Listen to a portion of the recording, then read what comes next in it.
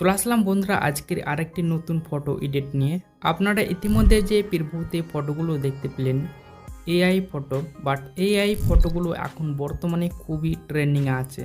বিভিন্ন ধরনের photo AI create করছে এবং সোশ্যাল মিডিয়াতে আপলোড হচ্ছে। বাট আপনারা যে প্রিভিউতে ফটোগুলো দেখতে পেলেন, যদি চান আপনার ফটো দিয়ে এরকম ফটো ক্রিয়েট করতে, তাহলে আজকের এই ভিডিওটা আপনাদেরকে শেষ পর্যন্ত দেখতে হবে। তো চলুন শুরু করছি আজকের এই ভিডিও। এরকম ধরনের ফটো ক্রিয়েট করার জন্য আপনাদেরকে সর্বপ্রথম চলে আসতে হবে গুগলে। দেন এখানে আপনারা সার্চ বাটনে ক্লিক করে দেবেন। তারপর এখানে আপনারা সার্চ করবেন ChatGPT। প্রথমকার যে ওয়েবসাইটটা দেখতে পেয়েছেন আপনারা সেই ওয়েবসাইটে ক্লিক করে দেবেন। আপনাদের সামনে এরকমই একটি ইন্টারপেজ খোলা আসবে। আপনারা এই ওয়েবসাইটে আপনার জিমেল অ্যাকাউন্টের মাধ্যমে সাইন ইন করে নেবেন। তারপর এরকম নতুন একটি ইন্টারপেজ দেখতে পাবেন। তারপর নিচে দিকে দেখতে পাবেন একটি প্লাস চিহ্ন, আপনারা তার উপরে ক্লিক করে দেবেন। তারপর অ্যাড ফটোতে ক্লিক করে দেবেন। তারপর আপনারা থ্রি ডটে ক্লিক করে এখান থেকে আপনার ব্রাউজারে ক্লিক করে দেবেন। তারপর এখান থেকে আপনারা ফাইল পেয়ে যাবেন। তো যে কোনো একটা ফটোর ফাইলটাকে সিলেক্ট করুন এবং এখান থেকে আপনারা যে কোনো একটি পছন্দের ফটো সিলেক্ট করুন।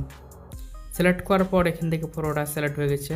তারপর নিচে দিকে দেখতে পেয়েছেন এএসকে, এখানে আপনাদেরকে ফ্রম অ্যাড করতে হবে। এখানে আমি অ্যাড করে দিচ্ছি। এখানে দেখতে পেয়েছেন আপনারা ফ্রম আমি অ্যাড করে দিচ্ছি। এখানে কিছু টেক্সট আপনাদেরকে যেমন চেঞ্জ করতে হবে, যেমন এখানে আমি নাম লিখেছি বি এডিটিং।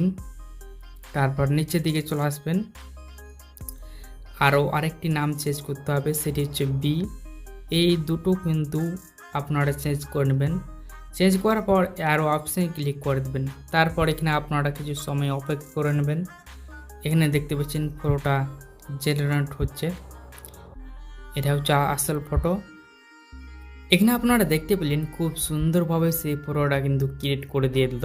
দেখতে পেয়েছেন এটা হচ্ছে অরিজিনাল ফটো এবং এখানে হচ্ছে সেই ফর্মটি, এবং ফর্মটির মাধ্যমে সেই ফটোটা ক্রিয়েট করে দিয়ে দিল। তো এই ফটোগুলোই কিন্তু এখন বর্তমানে খুবই ট্রেন্ডিংয়ে চলছে। তো এই ফটোটাকে সেভ করার জন্য আপনারা কী করবেন, আপনারা এখানে আরও অপশান দেখতে পাবেন, দেখবেন সেটা ডাউনলোড হয়ে গেছে।